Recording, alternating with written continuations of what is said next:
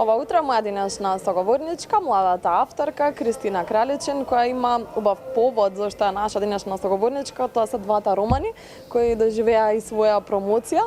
И не кажеш како помина на промоцијата, но и да ги презентираме самите романи, да слушнат гледачите и оние ваши верни фанови кои едве чекаат да ги прочитаат новите романи, односно денот пред да се стемни и последна шанса за втора клапа или сценариото на Немиот сведок.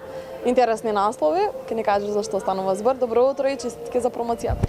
Добро утро, фала најпрвен на поканата. Мило ми е и чест ми е што сум дел од оваа утренска програма на вашата телевизија.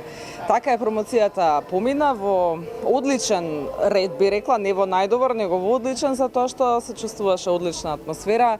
Гостите беа да не речам пријатно изненадани, меѓутоа многу срекни, полни со емоции, а секако тоа е најважната слика што треба авторот да ја види пред себе.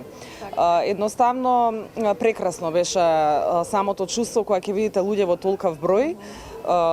Тоа значи почит кон работата која што ја работи секој еден автор. Така, но и поддршка кон младите македонски автори, затоа што често знаеме од странските да читаме книги, некако како да ги подзабораваме македонските, но е доказ дека се читаат и македонски автори. Така е, точно, и тоа е исто така многу голем значаен адут. Инаку во однос на романите, ова е дел од едиција која што ќе следи во текот на следните години, би рекла, затоа што се работи за поголем број на романи. Всушност 14 романи. Јас веќе имам еден објавено. Се работи за роман кој што е вовет, повеќе личи на новела, затоа што е личен аспект на млада жена која што влегува длабоко во проблеми, пред се психички, кои што треба да ги разреши на одреден начин, а тоа бара многу размислување. Значи, самата себе за неколку дена созрева и тоа е моментот кога она заклучува дека всушност треба да го работи тоа што од секогаш требала да го прави, а тоа е да стане писателка. На крајот на романот кажувам всушност дека таа е анонимна, дека пишува 12 романи. Тоа се тие романи што јас всушност почнав со едицијата да ги објавувам и ова се првите два од едицијата. Последниот роман, 14-тиот, ќе биде како еден вид на завршена мисла на целата едиција, а тоа е дека всушност авторката ги завршила, значи тој крупен проект што го има, а всушност тоа сум јас, нели?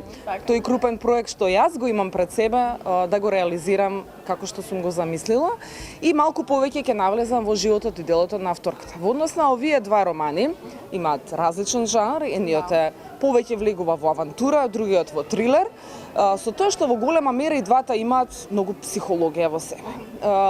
Тоа ми е можеби и одлика и како еден вид на авторски печат на тоа што сакам да го отворам, е секогаш да има подкрепа во однос на тоа што го пишувам, како главниот лик во одреден роман размислува, со што се соочува, какви предизвици, какви проблеми.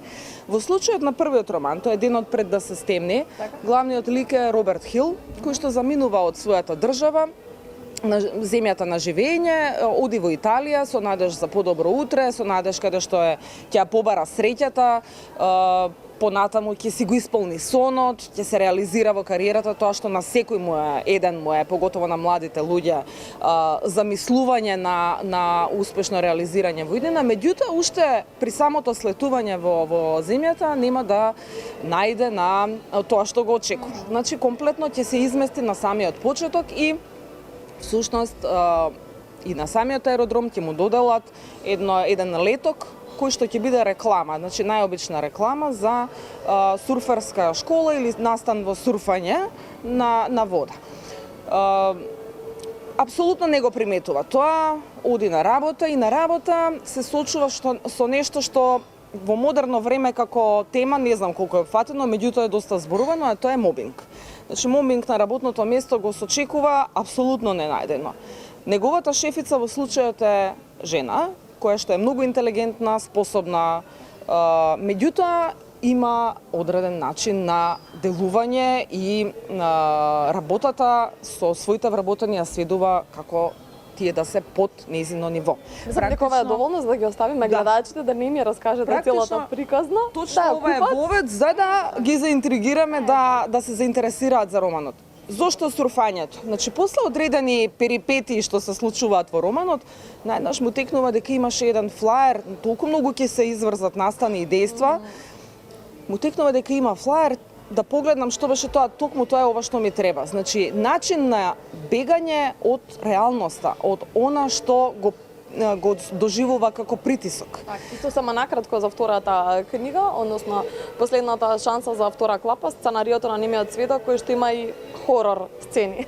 Така, значи во овој роман главниот јунак е Тери Милер, кој што е научник на некој начин, значи он е физичар со интелигенција надпросечна и на покана на режисерот прави сценарио за научно-фантастичен филм.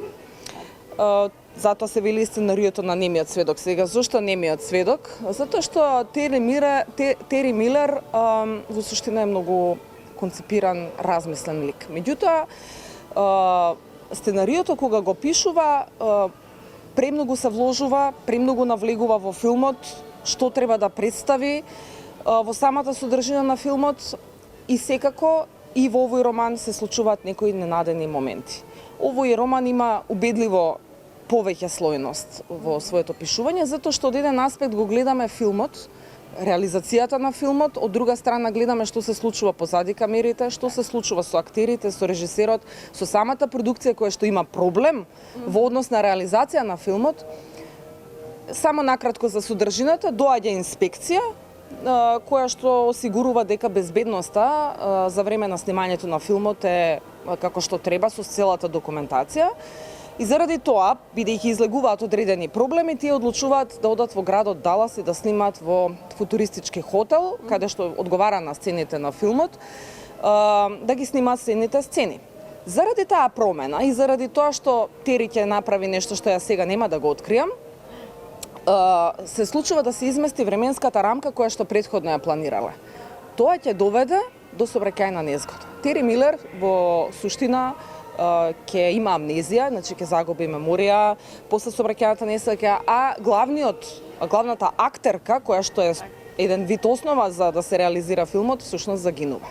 И тука настануваат дополнителни проблеми кои што Тери Милер ќе треба да ги пребродува. Значи од еден аспект е филмот, содржината на филмот, се тоа што им се случува, но од друга страна самиот Тери Милер како лик, бидејќи секогаш кога имаме одредено ниво на притисок или на преголем проблем кој што не можеме да го решиме, тоа е еден вид на гладиаторска борба со самите себе и со нашата психа како понатаму да излеземе на крај. Да. Значи сценариото според оваа промена што ќе настане, всушност и сценариото се менува понатаму во филмот. Благодарам за одвоеното време, интересни романи останува да ги прочитаат гледачите. Секако. Благодарам многу што на поканата и се надевам во скора прилика ќе се видиме повторно. Секако.